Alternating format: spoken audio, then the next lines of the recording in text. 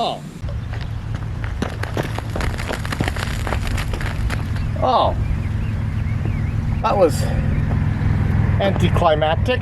Hi there, Dr. Sheeper. Welcome back to another chemistry video. That reaction you just watched was Diet Coke and Mentos. A reaction as synonymous as baking soda and vinegar.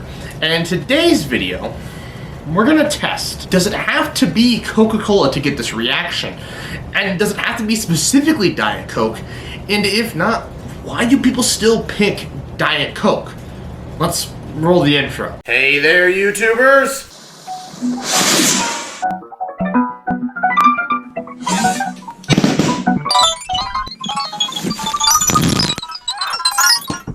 Now, before we get into the experimental methodology, we need to understand what is going on in this reaction. Well, Coca-Cola and many other soda drinks are water, flavoring, coloring, and carbon dioxide dissolved into the water. Now, carbon dioxide does not like to stay dissolved into a fluid like water. It needs to be cold and it needs to be under pressure. At standard atmospheric pressure and temperatures, it will slowly bubble out. Now, Mentos, well, as the package says, is a chewy mint. It's got like a candy coating and like a Starburst toffee center. Honestly, we don't need to worry about the center. What matters is the outside, that candy coating. Despite the fact that how smooth it may appear and how smooth it may feel, is actually filled with microscopic nooks and crannies and pores. And when this gets dropped into the Diet Coke, the carbon dioxide has places to cling to, and the bubbles begin to form. We call these sites nucleation sites, and if there's a lot of them, it can cause a chain reaction, and this carbon dioxide can get bubbled out of solution quite rapidly and bring much of the fluid with it, causing this fountain reaction. Of course, the fountain is also caused by the shape of the bottle, and soda bottles just so happen to have a wonderful shape for this. So the science suggests that it doesn't have to be Diet Coke. All it needs to be is seltzer water. But let's get into the experimental methodology. Okay, so let's get into the experimental methodology. We're testing 2.5 experiments today. The first experiment is, does it have to be Diet Coke? Simple as that. The half experiment is, do other Coke products or non-Coke products work? And the seltzer water is standing in for basically every other soda on the face of the planet. The science says if we drop the Mentos in here, we should get a fountain reaction. The third test is the sticky test. Do the other Coca-Cola products make them sticky? We'll get into that. But first, let's talk about the fountain test before we do it. So there are going to be 5 different tests. Testing regular Coca-Cola, Diet Coca-Cola, Coca-Cola Zero Sugar, Mexican Coca-Cola, which there is a it contains sugar, but it contains a different type of sugar from the regular Coca-Cola, and then our stand-in for every other soda on the face of the planet, seltzer water. At least ones that contain carbonated water, because that's all this is carbonated water. And the theory says this is what's going to work.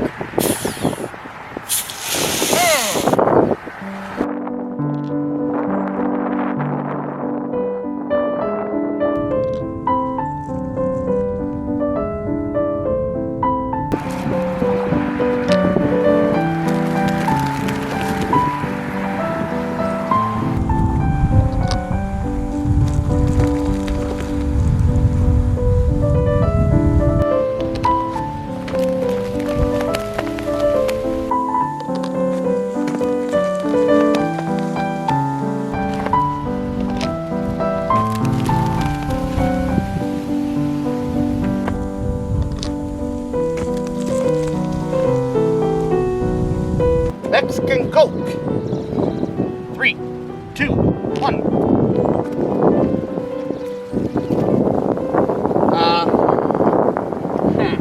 Okay, future Doc here. I'm gonna interject. So, basically, that's the entire experiment. I'm going to leave a nice, I shouldn't say nice, but an interesting time lapse about how I had to harvest the Coca-Cola from each of the glass bottles of the Mexican Coke variety and get them into the 1 liter bottle. I suspect this process is why we didn't get the same results with the Mexican Coke as we did with the others, but that's my hypothesis. Don't know if it's true.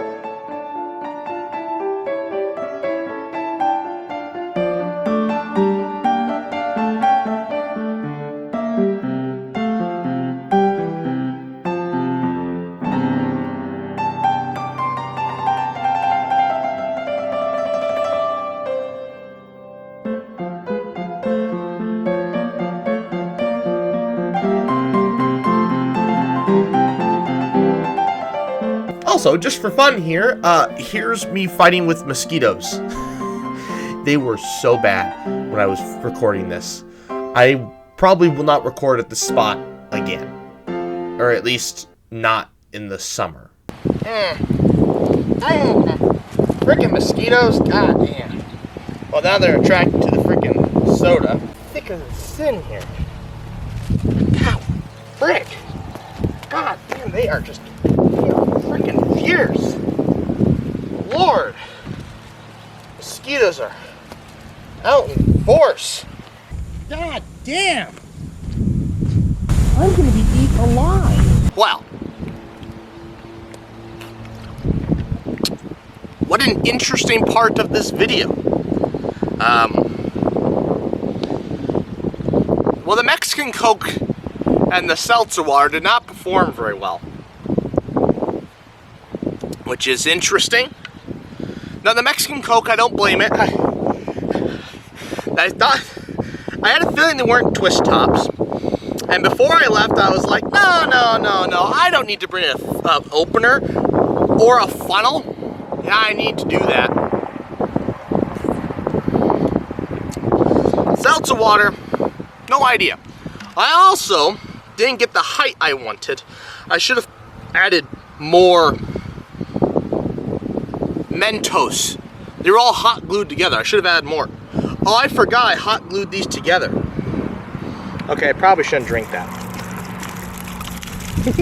I forgot I did that.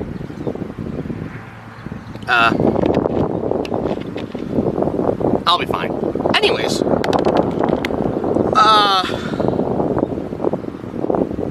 clearly, it does not, it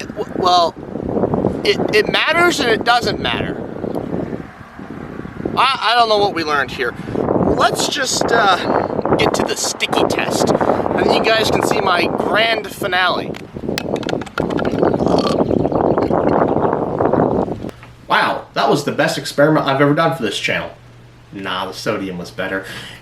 Anyways, so let's talk about the sticky test. So, as the mythos goes, when the water evaporates from these two drinks, the red Coca-Cola, you get left behind with sticky sugar residue. The Diet Coke doesn't contain any sugar and doesn't leave a sticky residue behind. So, we're going to test that. But here's the thing. When it says sugar, when they say sugar, the sugar in this, they're talking about high fructose corn syrup. It's a syrup. It's sticky and thick and nasty.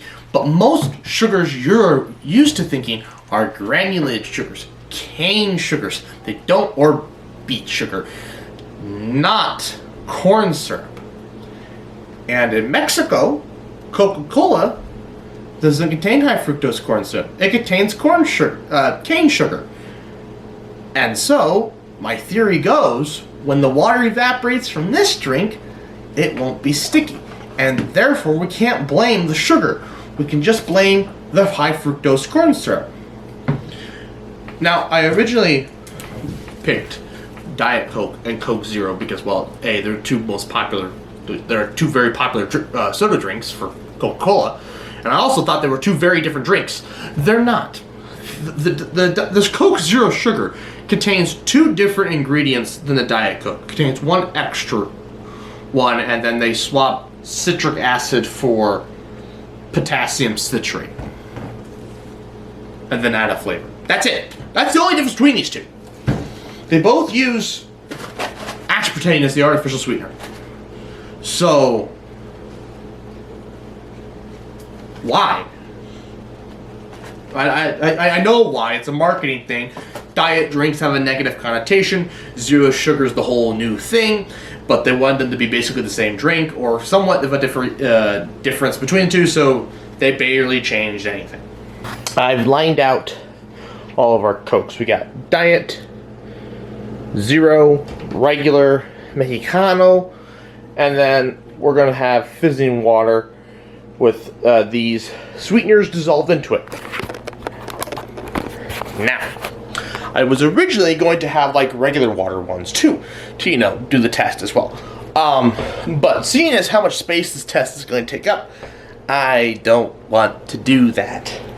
So here's the testing methodology. Basically, I'm going to pour out each of these fluids into these bowls, wait for it to evaporate, and then take my finger with the latex glove on it and touch the plate and then pull it up. Now, if the substance that gets left behind is sticky, the plate will stick to my finger and the plate will get pulled up. But if the substance is not sticky, the plate will stay behind naturally. That's the fanciest methodology testing I have. Sorry. I don't have a fancy setup to test it otherwise. What I do have to figure out now is how much sugar and sweetener to dissolve into each thing, into the fluids. That's going to be fun. So I'm going to figure that out, and then we'll begin the testing methodology. Okay, update on the Coke. So I was getting ready to start doing the calculations on how much sugar I need to dissolve into the sparkling water to figure out, to approximate it to the same as the Coke. But then I realized that I don't know how many grams of water they started out with, because as you add the sugar, that changes the volume. And so I only know the volume of Coke I have afterwards. But I don't know what the volume of that sugar or corn syrup would be. So yeah, we're just gonna add an assortment amount and just hope it works. Sorry, I would do better. I really would. But I don't want to really do all that math. And this is just a silly little thing. This test isn't even that scientific to begin with. I've literally... It's whatever. I pretty much already know. I actually already know what the outcome is going to be. It's a little more surprising than I was thinking, but that's because of another circumstance. So we're going to find out what the actual testing reveals.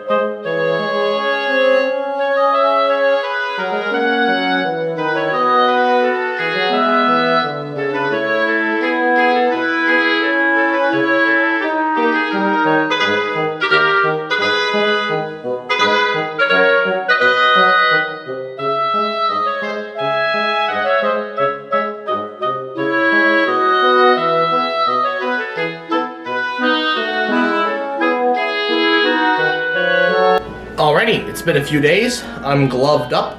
Let's begin, shall we? So this is the Coke Zero Sugar. And no stickage. This is Diet Coke.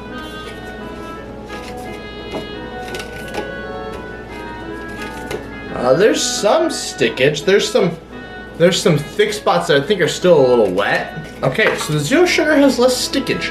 Interesting. Here's the control. It actually still has moisture at the bottom of it, but there's absolutely zero stickage. So even the diet drinks, compared to the control, have some stickage. This is the regular Coke. This is the Coke containing corn syrup. Considering that is almost, it's interesting. But that getting on your hands would be so sticky and nasty. Oh no. Well, this test doesn't prove crap now because the regular, it's sticky. We know it's supposed to be sticky. Okay, because, well, the corn syrup stuck to the bottom. This is our Mexicano Coke. Oh, yep, sticky as well, which is interesting. You would think it would crystallize, but it didn't. It made a thick syrup as well. I wasn't expecting it. Maybe if we left it longer, it wouldn't do that. Oh, but there's some stickage on this side, so I don't know. It looks like somebody took a poo. Moving on, we have our own concoctions. This is our aspartame. Oh, that's stuck too.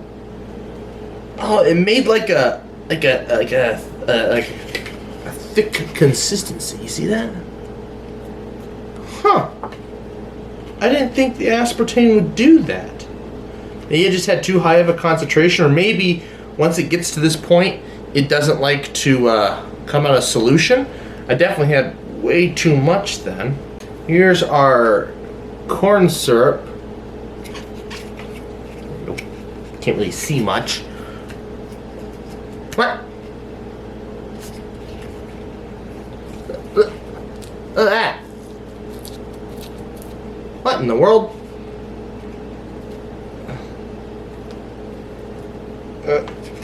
Oh my gosh. That's... oh, that's some stickage. Oh my gosh. And then the sugar. Look, it's almost starting to crystallize a little bit. Look at that. Ain't that neat? You can... It's, oh, okay. Nope, it's sticky. Yep, it is sticky as well. But it is crystalline. It's got a few crystals in it. I suspect if we let the sugar one sit for a really long time, it might completely turn to crystals. It might. Hard to say, but it might. What does this prove? Well, I was hiding from you from the fact that when I was doing the experiment, the part of this video, we made everything go I can't. The Mentos part of the video, when we were doing that, when I got some of the Mexican Coke in my hand because I didn't have a funnel with me and I had to pour it into a bottle. I didn't want to just use the small bottles. It made my hands sticky. You know how I cleaned it off though? I poured Diet Coke on it. So, yeah. That proves something. The grand finale. This cost me $3 to do this, plus tax. So, you know, the best you can do, be grateful.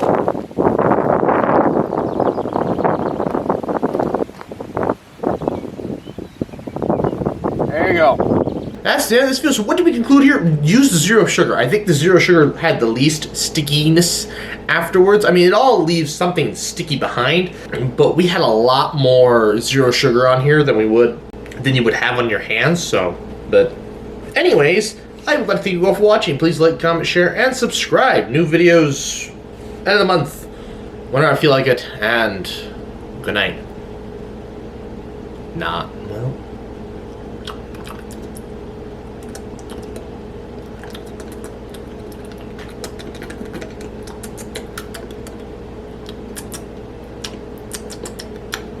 Sweet. Subs for trees. Subs for trees. Subs for trees. Subs for trees. Oh, you're still here? I thought I told you to go home. Oh, you want more? I'm flattered. Check out the playlist. If you want exclusive content, check out my Instagram, Dr_sheep_YouTube. That's all lowercase. If you want to help the earth, subscribe. When I reach 100 subscribers, I'm going to plant 10 trees. If you feel that's too small, then check out my channel chart where I lay out even bigger goals. Finally, stick around for the next 20 seconds to give me that sweet watch time. Bye.